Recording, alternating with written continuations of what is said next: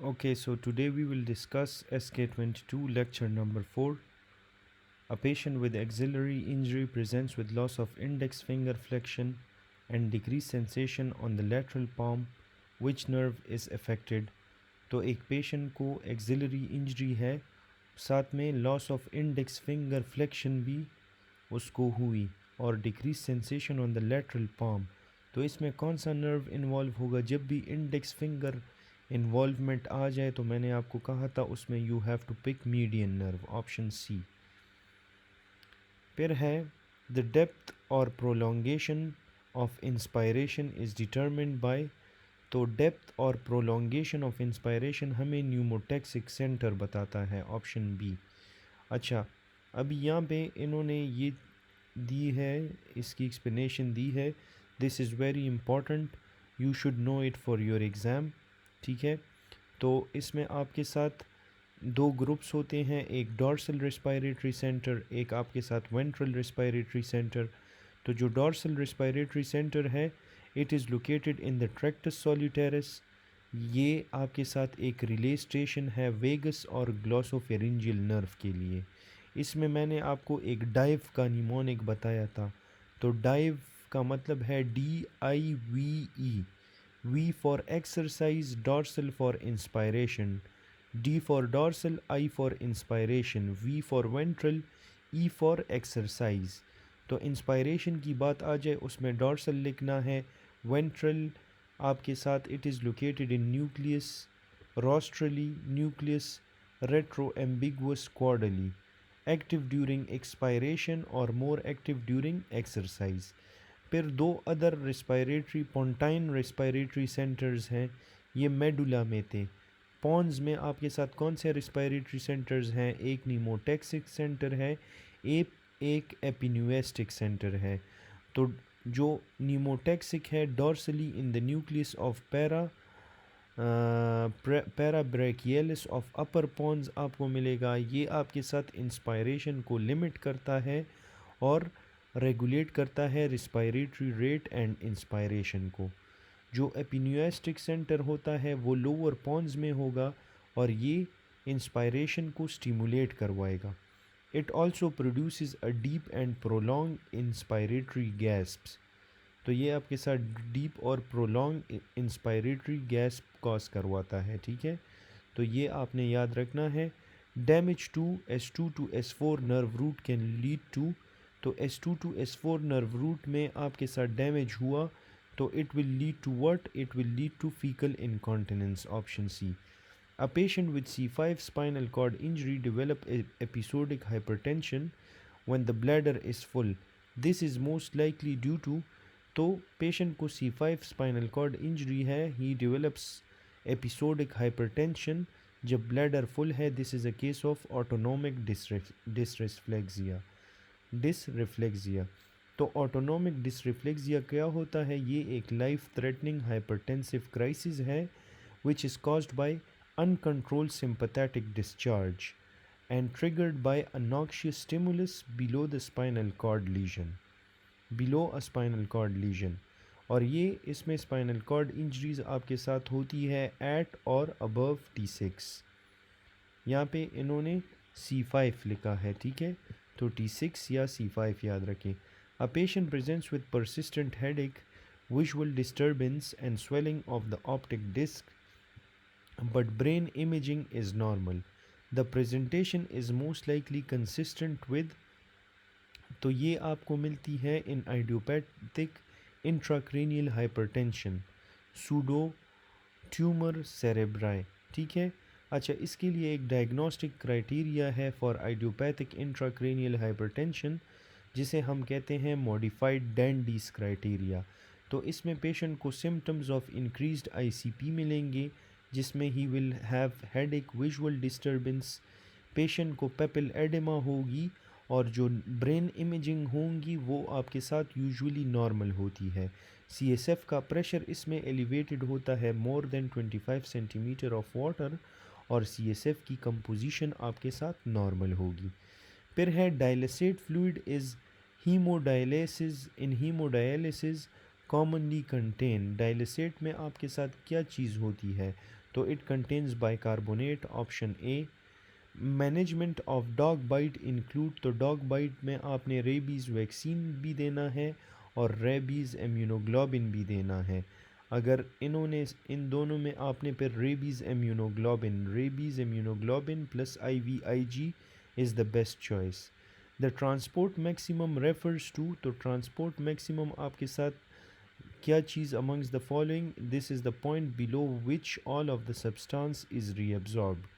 तो T max जो है द मैक्सिमम क्या है, this is the maximum rate at which a substance can be reabsorbed or secreted by the renal tubules when the transporters are fully saturated.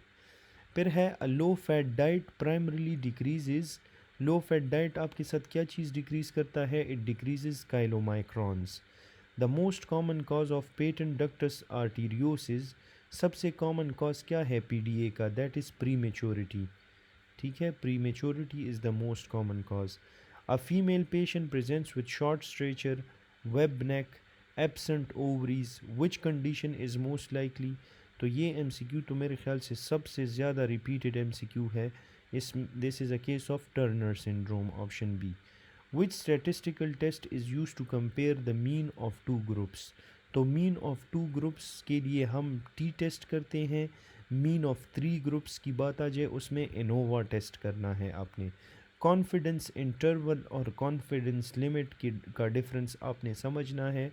Confidence interval is mean and standard error, और confidence limit में standard error और T value आती है आपके साथ।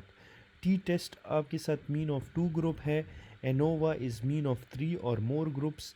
Chi square में आपको 2/2 table मिलता है या कैटेगोरिकल डेटा मिलती है, और पाई चार्ट आपके साथ परसेंटेजेस के साथ एसोसिएटेड होता है। अच्छा, फिर है secondary oocyte formation is influenced by, तो ऐसा कौन सा हार्मोन है जो सेकेंडरी ओसाइट की फॉर्मेशन को इन्फ्लुएंस करेगा, that is your LH, option A. The property of receptor according to the type of stimulus it responds to is called, तो प्रॉपर्टी ऑफ रिसेप्टर क्या, कौन सी प्रॉपर्टी है जिसमें ये रिसेप्टर रिस्पॉन्ड करता है टू द स्टिमुलस, तो दिस इज़ कॉल्ड मोडेलिटी। अच्छा, एडेप्शन क्या है, adaptation is decrease in receptor response when stimulus persists, अगर एक बार बार स्टिमुलस मिल रहा है उसकी वजह से रिसेप्टर का रिस्पॉन्स कम हो जाए, इसको हम कहते हैं एडेप्टेशन या एडॉप्ट होना, ठीक है, एडेप्ट होना। रिसेप्टिव फील्ड क्या होता है, ये एक एरिया ऑफ द बॉडी है जहाँ पे stimulation activates the receptor. Modality क्या है कि टाइप ऑफ स्टिमुलस डिटेक्टेड, कौन से टाइप का स्टिमुलस पेशेंट को लगा है, वेदर किसी ने उसको टच किया है या उसको पेन स्टिमुलस आया या टेम्परेचर, लाइट, साउंड, तो इसमें टाइप ऑफ स्टिमुलस को डिटेक्ट करना इज़ कॉल्ड मोडेलिटी। और थ्रेशहोल्ड क्या है, it is minimum stimulus intensity required to activate a receptor, तो जितनी भी मिनिमम इंटेंसिटी होती है एक रिसेप्टर को एक्टिवेट करवाने में उसको हम कहते हैं थ्रेशहोल्ड। फिर है drug Y binds 100x more to albumin than drug X. The effect on free concentration of drug Y is, तो ड्रग Y 100 टाइम्स ज़्यादा एल्ब्यूमिन के साथ बाइंड हो रहा है, तो ये इसका जो फ्री फॉर्म होगा वो आपके साथ कम होगा, बाउंड फॉर्म आपके साथ 100x है, तो free concentration will decrease, option B. The health belief model improve patient compliance by addressing, तो health belief model patient compliance को किस तरह improve करेगा, जब ये address करेगा both patient and doctor's perception को। फिर है the metanephros is the embryological precursor of, तो metanephros किस चीज़ का precursor है, it is a precursor of definitive adult kidney structure। metanephros definitive kidney का एक स्ट्रक्चर है, gives rise to renal pelvis, इससे बनते हैं कैलिसेस बनते हैं और कलेक्टिंग डक्ट्स को बनाता है। जो यूरिटेरिक बड है इसमें आपके साथ इट इंड्यूसेस मेटानेफ्रिक ब्लास्टीमा, ये मीसोनेफ्रिक डक्ट से डिराइव होता है, ठीक है। तो ये याद रखो कि मेटानेफ्रोस से रीनल पेल्विस, कैलिसेस और कलेक्टिंग डक्ट्स बनते हैं। Head turning towards auditory stimulus involve with structure. अगर हेड को आप टर्न करते हो ऑडिटरी स्टिमुलस की तरफ तो उसमें इंफीरियर कॉलिकुलस इन्वॉल्व होता है। अगर विजन की बात आ जाए तो उसमें सुपीरियर कॉलिकुलस लिखना है। Eosinopenia is commonly caused by, तो इसिनोपिनिया किस वजह से कॉज होती है? It is caused by glucocorticoids. अच्छा, फिर है HBV infection is confirmed by, तो HBV को कन्फर्मेटरी टेस्ट या कंफर्म करना है हमने तो PCR करना है, HBV DNA करना है। Window period of HBV infection क्या है? तो amongst the following window period of HBV is the time after infection when HBsAg disappears but anti-HBs not yet detected। तो ये बिल्कुल करेक्ट ऑप्शन है। An increase in muscle protein synthesis is promoted by, तो muscle protein synthesis में increase किस चीज़ से promote होता है? It is promoted by your testosterone, option B. Protein metabolism cortisol has, तो प्रोटीन मेटाबॉलिज्म या कोर्टिसोल का अफेक्ट क्या है? That is catabolic effect. Long term steroid use is likely to cause, तो अगर एक पेशेंट बहुत टाइम के लिए स्टीरॉयड यूज़ कर रहा है it will cause osteoporosis. Lambert Eaton myasthenic syndrome is commonly associated with, तो लैम्बर्ट ईटन आपके साथ किस चीज़ के साथ एसोसिएटेड होता है? Most commonly that is associated with the small cell lung cancer, ठीक है। तो स्मॉल सेल कैंसर में स्मोकिंग मोस्ट एग्रेसिव होगा, एक्टोपिक ACTH आपको मिलेगा और SIADH के साथ भी एसोसिएटेड होता है। स्क्वेमस सेल कार्सिनोमा में patient will be smoking, he will have hypercalcemia, ectopic thyroid produced by squamous cell carcinoma of the larynx।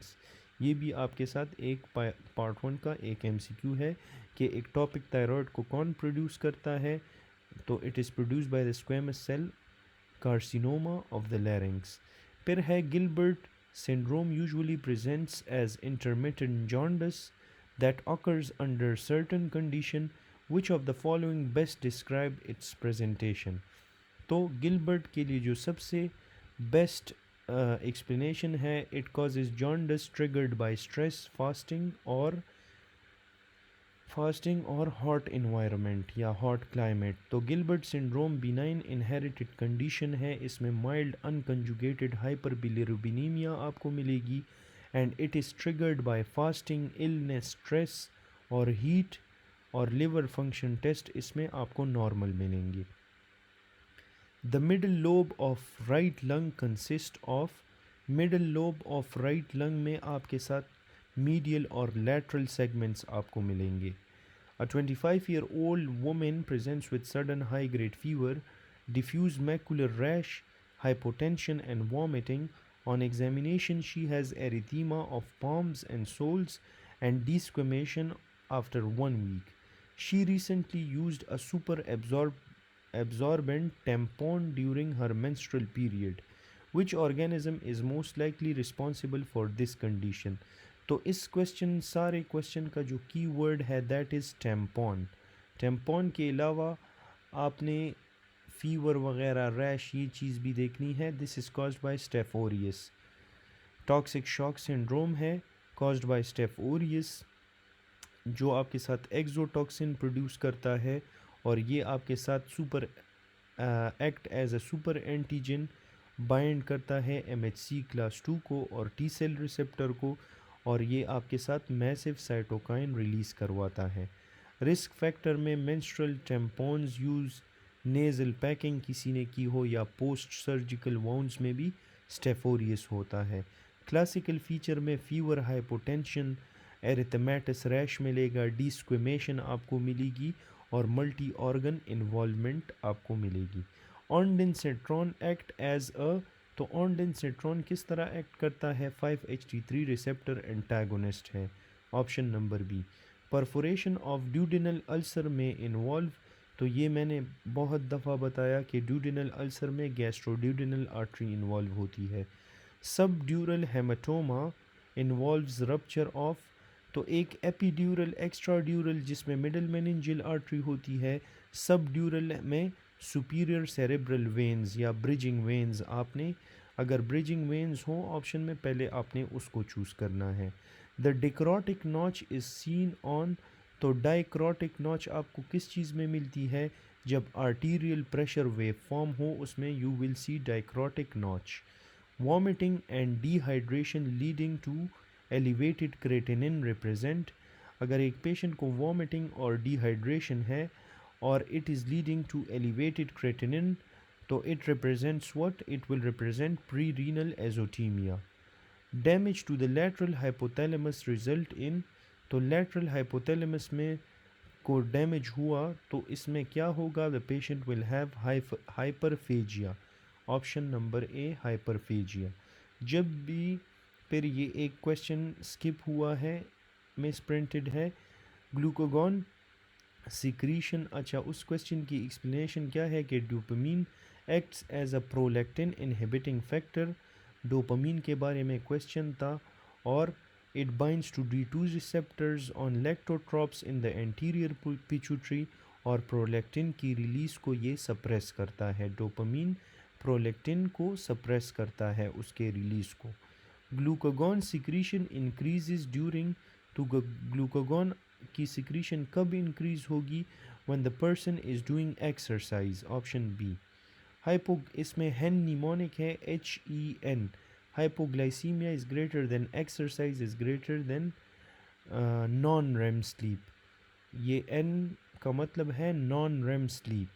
GFR is measured by, तो ये भी बहुत रिपीटेड है, मेजरमेंट के लिए इनुलिन, MI से मैंने याद रखा है, मेजरमेंट में इनुलिन लिखना है MI, और एस्टिमेशन में आपने क्रेटिनिन लिखना है। क्लिनिकली भी आपने क्रेटिनिन यूज़ करना है। रीनल प्लाज्मा फ्लो के लिए आपने PAH यूज़ करना है। तो ये एक्सप्लेनेशन है, इन्होंने यहाँ पे वही सेम बात की जो मैंने अभी बताई। The extrinsic coagulation pathway is activated by, तो एक्सट्रेंसिक कोगुलेशन पाथवे को टिश्यू थ्रोम्बोप्लास्टिन एक्टिवेट करता है। फिर ये इन्होंने सिफिलिस की थोड़ी सी डिफ्रेंशिएशन के बारे में बताया है। जो प्राइमरी सिफिलिस है, it is caused by Treponema pallidum. Secondary syphilis में फीवर, लिम्फेडेनोपैथी, स्किन रैशेस और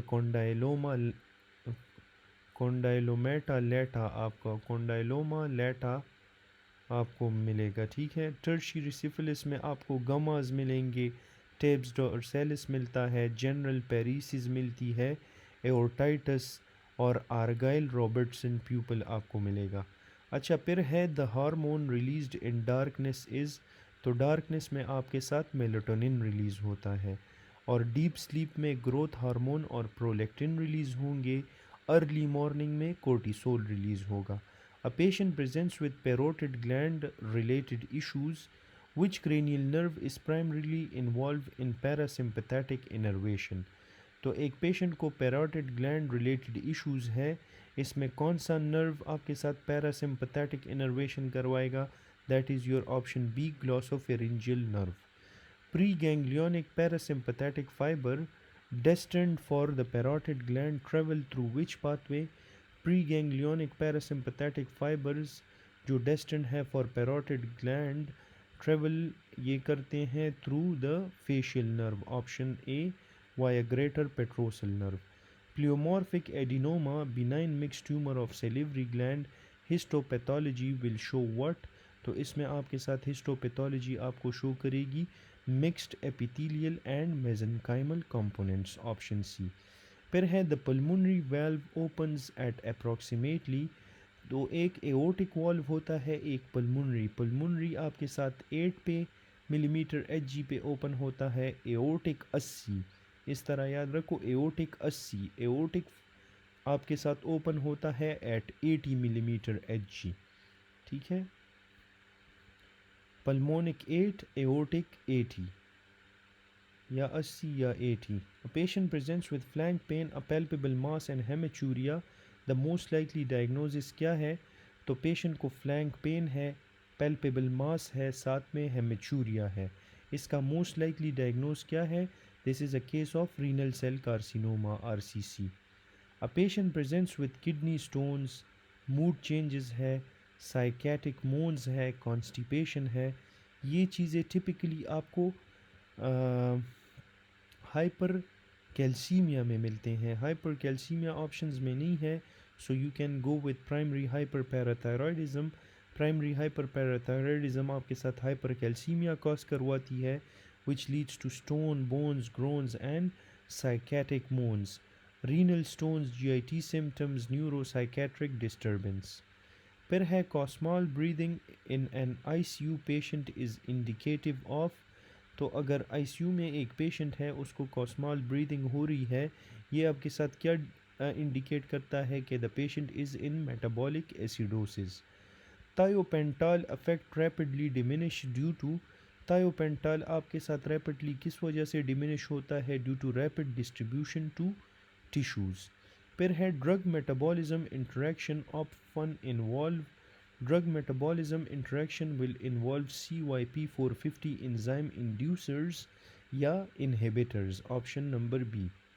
Drug can induce or inhibit CYP450 enzyme, altering metabolism of co-administered drug.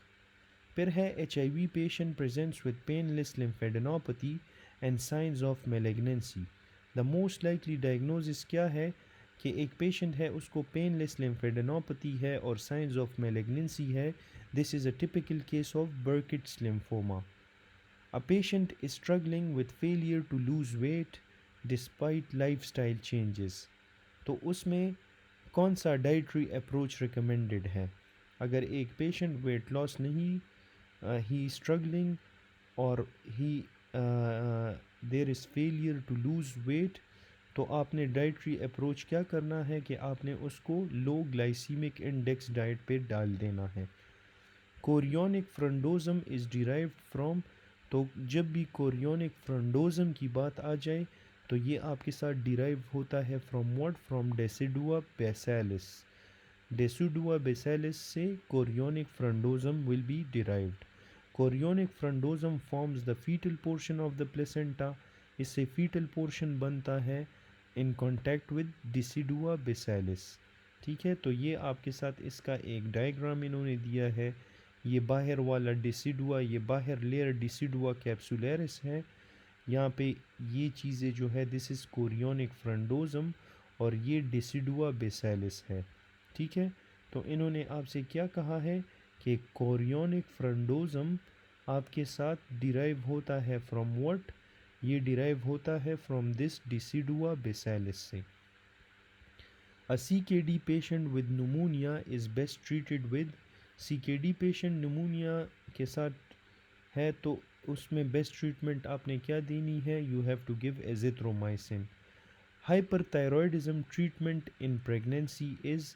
तो नॉर्मल मैंने आपको कहा था कि हाइपरथायरॉयडिज्म की बात आ जाए उसमें मीथामेज़ोल देना है। प्रेगनेंसी की बात आ जाए तो उसमें ये लोग यूजुअली ट्राइमेस्टर की बात करते हैं। तो फर्स्ट ट्राइमेस्टर में हम PTU देते हैं, सेकंड और थर्ड में हम मीथामेज़ोल देते हैं। और अगर सिर्फ हाइपरथायरॉयडिज्म, इसमें आपको इन्होंने ट्राइमेस्टर नहीं स्पेसिफाई किया, फिर आपने PTU पिक करना है।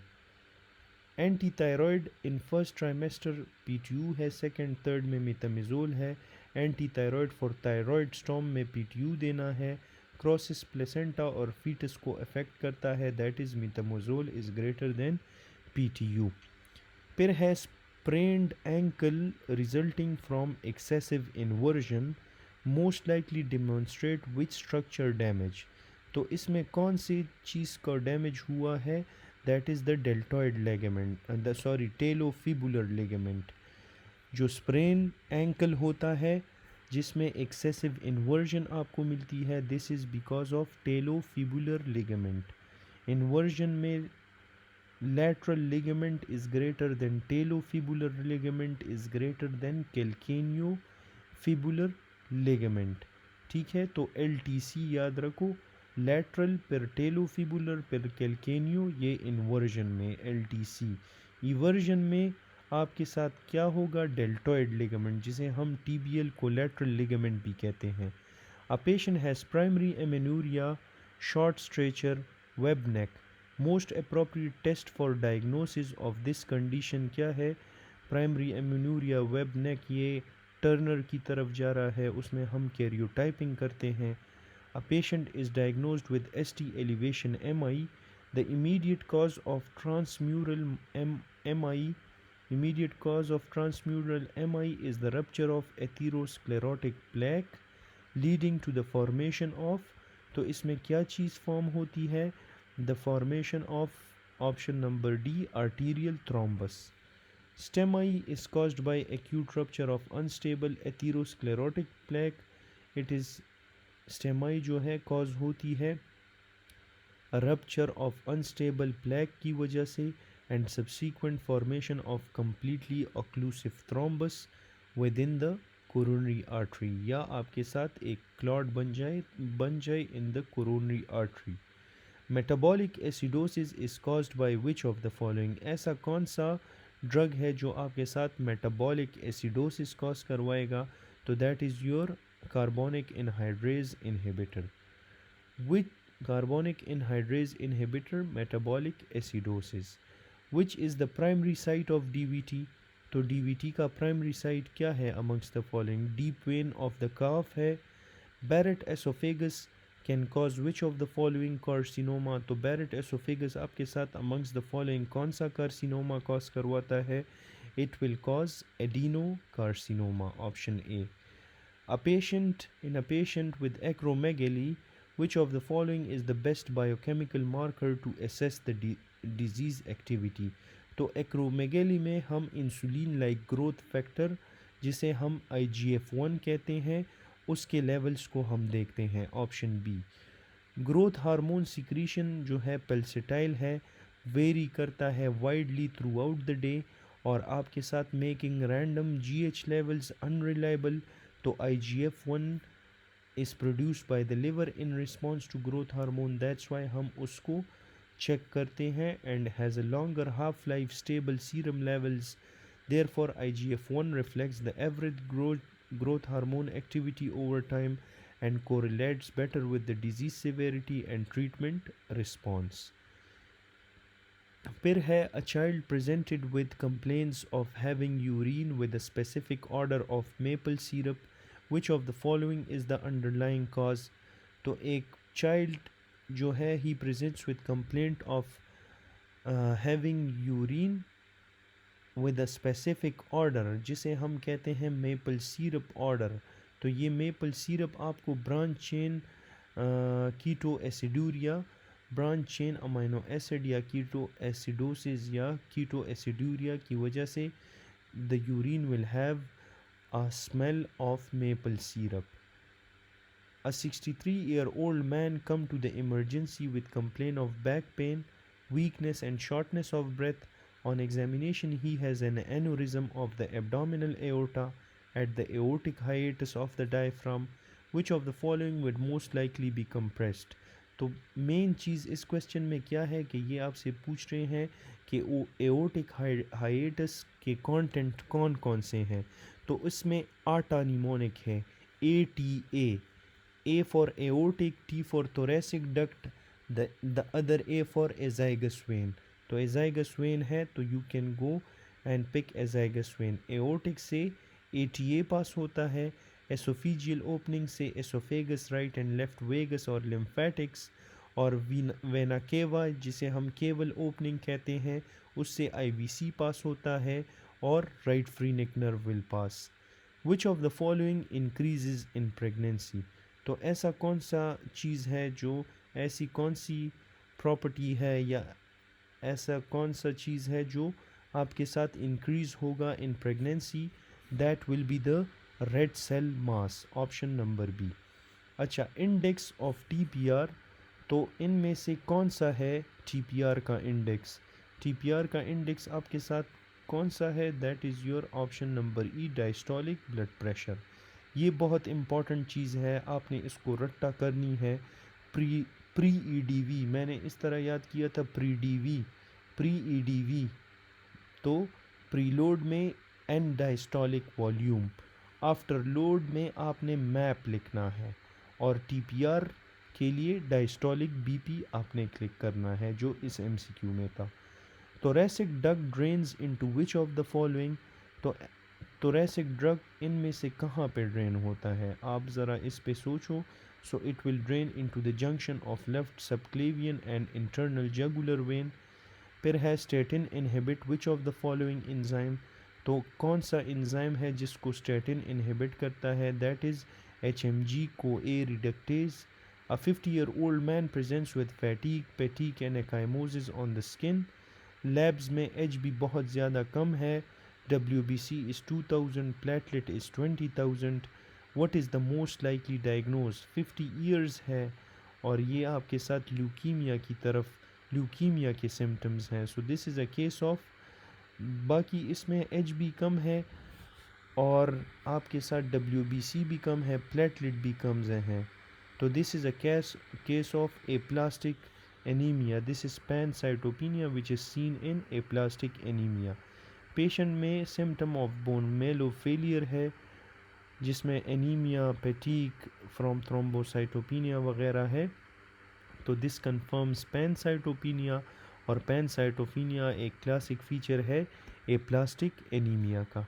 विच antiemetic in Parkinson patient post cholecystectomy should be used, कौन सा एंटीएमेटिक आपने पोस्ट कोलिसिस्टेक्टमी यूज़ करना है पार्किंसन में, that is your option B diphenhydramine. V by Q increase होता है इन, तो V by Q will increase in option A dead space, ठीक है। तो V by Q less than normal होता है, that is called right to left shunt. Composition of systemic arteriole blood approach is mixed venous blood, और इसमें आपको increase A gradient मिलेगा। Pulmonary embolism में वी बाई क्यू इन्फिनिट हो जाता है, और it is composed of alveolar air when alveolar air approaches the inspired air।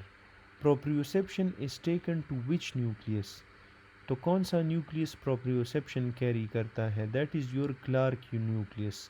जो क्लार्क्स न्यूक्लियस है इट विल कैरी proprioception। फिर है patient is prescribed an antibiotic that inhibits bacterial protein synthesis by binding to the 30 ribosomal subunit। Which drug class is most likely responsible, तो जो 30S के साथ bind होता है that is your aminoglycoside। Despite changes in systemic blood pressure, blood flow remains relatively constant due to autoregulation। This phenomena is most characteristic of which organ। अच्छा, एक patient में despite systemic blood pressure changes, blood flow उसमें constant रहती है due to auto regulation. तो ये कौन से ऑर्गन की बात कर रहे हैं, they are talking about brain, जिसमें constant blood flow, there will be constant blood flow. फिर है a patient with long standing atherosclerotic plaque is formed to have calcification within the arterial wall despite normal serum calcium and phosphate levels। This type of calcification is best described as, तो इसको हमने best किस तरह describe करना है, bye dystrophic calcification, ठीक है। तो जब भी ये आपके साथ लॉन्ग स्टैंडिंग एथीरोस्क्लेरोटिक प्लेक और कैल्सिफिकेशंस वगैरह की बात कर रहे हैं, तो इसमें आपने डिस्ट्रॉफिक कैल्सिफिकेशन लिखना है। Following an organ transplant a patient develop science of graft rejection mediated by immune cells. एक पेशेंट को ऑर्गन ट्रांसप्लांट हुआ, उसके बाद पेशेंट ने डेवलप किए science of graft rejection which are mediated by the immune cells that recognize foreign antigens on the transplanted tissue। Which of the following cell is primarily responsible for this response, तो इस response के लिए कौन से cells responsible है, that are your T lymphocytes, option B। A patient with long-standing hemochromatosis presents with weight loss, right upper quadrant abdominal pain and feature of chronic liver disease। Which of the following is the most likely complication, तो इसका most likely complication क्या है? That is your hepatocellular carcinoma. A patient presents with inability to form new memories following a head injury. Intelligence, motor function, and previously stored memories are preserved. Which brain structure is most likely damaged? तो इसमें जो brain structure आपके साथ damage है, एक patient है, उसको inability to form new memories है, ठीक है, और following a head injury, intelligence, motor function, previously stored memories जो है वो उसमें प्रिजर्व है. तो कौन सा स्ट्रक्चर डैमेज है? That is your hippocampus. Memory की बात ये जब भी करें आपने हिपोकैम्पस चूज़ करना है. MHC class 1 molecule present antigen to which of the following cell? तो इसमें रूल ऑफ 8 याद रखना है. 1 multiply by 8 is equal to 8, 2 multiply by 4 is equal to 8. तो MHC2 के साथ CD4 होता है, MHC1 के साथ CD8 साइटोटॉक्सिक टी सेल्स होंगे. Option number B. यही एक्सप्लेनेशन है अगर आप लोगों ने रीड करनी है. MHC1 bind to CD8, one long chain, one short chain express by all nucleated cells, APCs antigen presenting cells, platelets वगैरह इसमें आपको नज़र आएंगे. ये प्रेजेंट करता है एंडोजीनियस एंटीजन्स को to CD8 cytotoxic T cells को, और ये आपके साथ एसोसिएट होता है, एसोसिएटेड विद बीटा 2 माइक्रोग्लोब्यूलिन.